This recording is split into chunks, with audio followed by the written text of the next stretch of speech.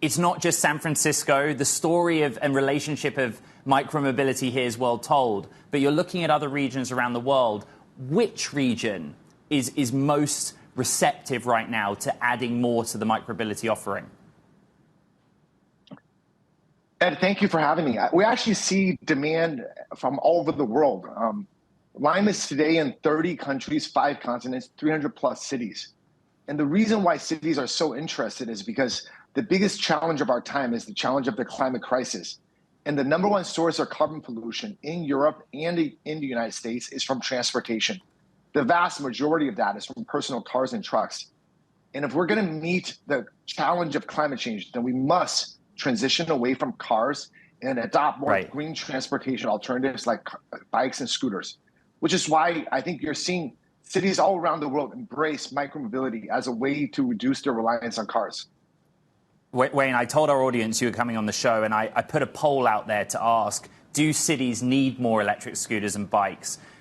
The majority of respondents said no. Yeah, well, almost the majority. And in some cases, they voted for fewer. There's still sort of frustration and skepticism and disinterest out there. How do you overcome it? I think the best way, we need to earn the trust of residents and city governments in order to operate. I think the best way to ensure that is to make sure that our scooters and bikes are parked responsibly, that we have a great safety record, which we do, that we continue to invest in technology, and Lime builds and R&Ds every scooter and bike that we put on the street to ensure that they're the safest, best ride out there. And when we continue to deliver an excellent service, we will continue to hopefully build that trust with cities to expand. Wayne, you're talking to a bike addict here. I actually prefer the non-electric ones than the electric ones here, but I do it a lot here in New York City. I do it when I'm over in London. I use the Uber app to get what you're currently seeing on your screen, the Lime bike. But they're a mess and they're everywhere. And I think that's a key concern here. How do you ensure, do you have to spend more on infrastructure to ensure that people do have places to park them? What is the responsibility of you vis-a-vis the overall government right now? I think it's a joint effort. So you mentioned London. So London has 2.5 million cars. There are 100 times more cars in London than there are electric e-bikes. And each parking spot can fit 6 to 8 e-bikes. So if you say there's overabundance of something, there's an overabundance of cars in London. Mm-hmm. There's, if anything, if we can even take 1/10 of the parking spots in London and turn it into bike parking corrals, we can easily solve any parking issues we have in London. So we have to continue to work with cities and city governments to make an infrastructure transition, to build more bike lanes and protected bike lanes, and to build more places where you can safely, respectfully park your e-bikes.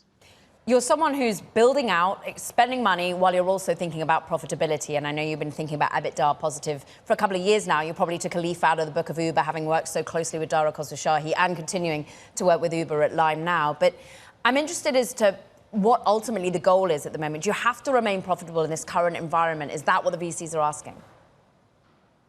Yeah, so Caroline, as you point out, 2023 Lime grew by over 30% and hit over $600 million in gross bookings. It's actually our third year of 30+% growth in a row. More impressively, our profitability 5x to nearly $100 million in adjusted EBITDA.